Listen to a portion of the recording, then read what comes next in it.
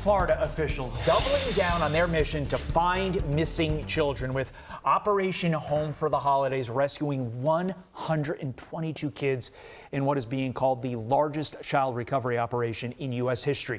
Joining me now with the details, Florida Attorney General James Uthmeier. AG, this is a beautiful story, the fact that these 122 souls have been rescued, but it is disgusting what people do to children. What can you tell us about this operation?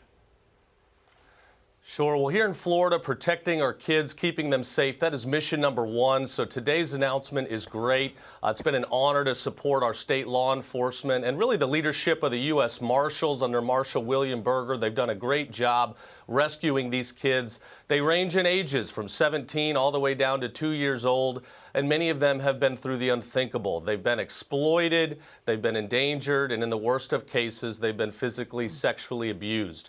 Here in Florida, our prosecutors, if you hurt our kids, we will go after you to the absolute fullest. We will lock you up for as long as possible, and where eligible, we will seek the death penalty. How did you hunt down these child predators? It takes a coordinated effort working across dozens of agencies, from the Florida Department of Law Enforcement to Juvenile Justice, Children and Families, our local police departments. We work together, many undercover, working across the state using technology to find these kids that were previously reported missing. The largest U.S. child rescue operation in history.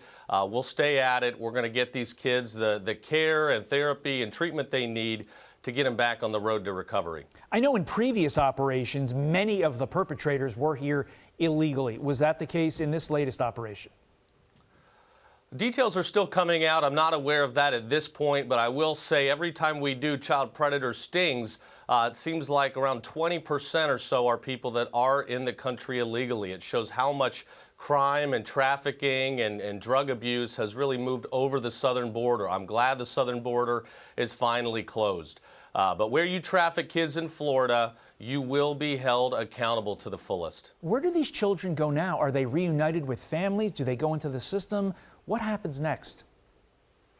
That's the question, right? I mean, these kids, many of them are runaways. A lot of them have been exploited, some coming out of the foster care program.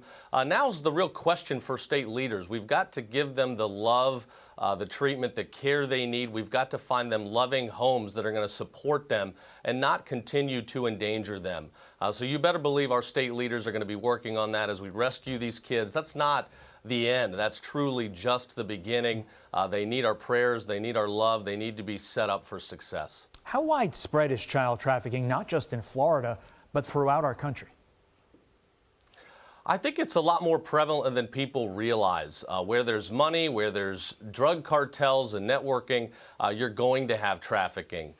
You've got a lot of runaways out there. You've got a lot of these missing, immigrant children that have been abused repeatedly for years.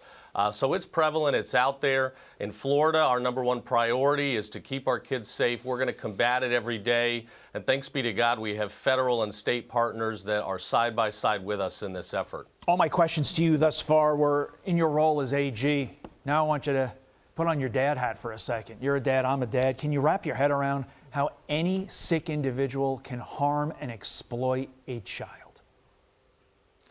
Yeah, it's gut-wrenching. I mean, I knew we had good results today, so last night I was overjoyed, but still had trouble sleeping, thinking about, kids as young as 2 or 3 years old being victimized and abused. It's horrific that there are people out there that are willing to do that.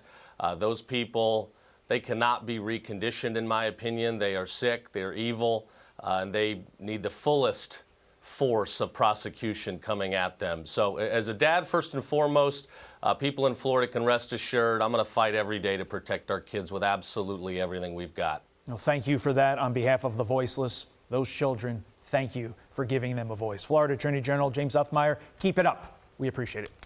I'm Steve Ducey. I'm Brian Kilmeade. And I'm Ainsley Earhart. And click here to subscribe to the Fox News YouTube page to catch our hottest interviews and most compelling analysis.